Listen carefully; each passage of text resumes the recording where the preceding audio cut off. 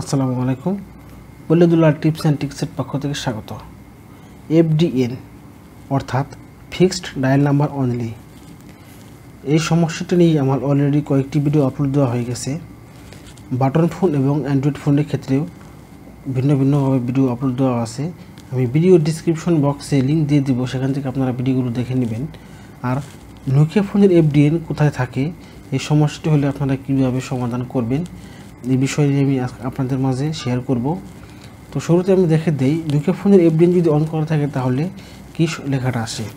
ধরুন আমি একটা নাম্বারে ফোন দিতে যাব, দেখুন কল নট অ্যালাউড।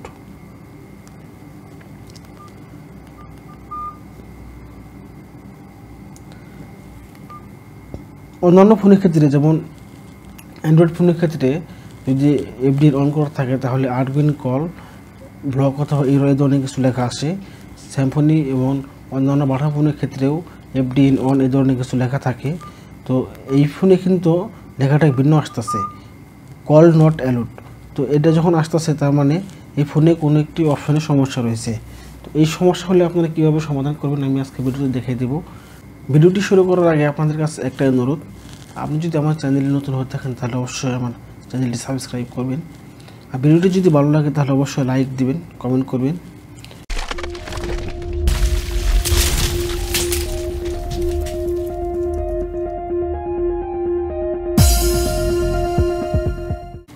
তো ভিডিওটি আমরা শুরু করি। এই সমস্যাটি কোথায় আছে, শুরুতে আমরা সেটিং অপশনে চলে যাব।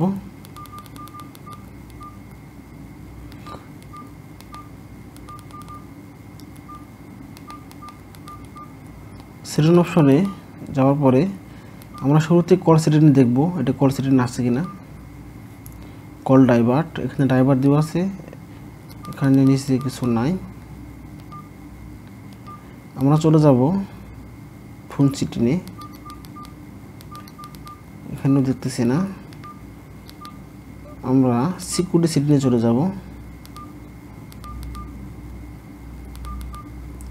এখানেও নাই। এখানে আছে রেজিস্টার ফ্যাক্টরি সেটিং, এখানে কস্ট সেটিং অপশনটি দেওয়া আছে। এখানে যাই দেখি, call ticks, call trackers, in call timer, call summary, fixed dialling. এখানে দেখতে পাচ্ছেন আমরা ফিক্সড ডায়ালিং অপশনটি পেয়ে গেছি। এখানে এই স্যামসাং এবং বাটন ফোন অথবা অ্যান্ড্রয়েড ফোনের ক্ষেত্রে এখানে কিন্তু আসতো ফিক্সড ডায়াল নাম্বার, এখানে পুরো অপশনটি দেওয়া নাই, এখানে দেওয়া আছে শুধু ফিক্সড ডায়ালিং, এটা দেওয়া আছে। তো এটা অপশনটা আমরা এখান থেকে অফ করে দেখি এই সমস্যাটা সলভ হয় কিনা। এটা অন করা আছে, এটা অফ করে দেব। এখানে ইন্টার পিন কোড 3 টাইমস, অর্থাৎ আবার এখানে 3বার ট্রাই করা যাবে। পিন কোড যদি ভুল হয় সেক্ষেত্রে আমার সিমটা ব্লক হয়ে যাবে, যার কারণে আমাকে অবশ্যই রাইট নাম্বারটা দিতে হবে। তো আমার সিমের প্যাককোড আমি এই পিন নাম্বারটা আমি জানি, প্যাককোড নয়। পিনকোড যদি ভুল হয় 10 বারের বেশি, সেক্ষেত্রে আপনি পরবর্তী প্যাককোড দিয়ে আপনাকে এটা এই সিমটা খুলতে হবে।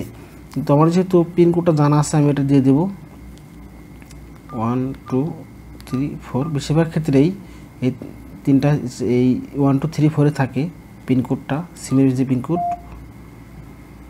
এটা আমি অফ করে দিলাম। এখন দেখুন অফ আছে, অফ হয়ে গেছে। এখন আমি ফোন দিয়ে দেখি ফোন যায় কিনা। দেখুন এখন ফোনটা যাইতেছে। আমি এখন যে কোনো নাম্বার ফোন দিতে পারবো, কোনো সমস্যা নাই। তো বন্ধুরা, আমার ভিডিওটি আপনাদের কেমন লাগলো অবশ্যই কমেন্ট করে জানাবেন।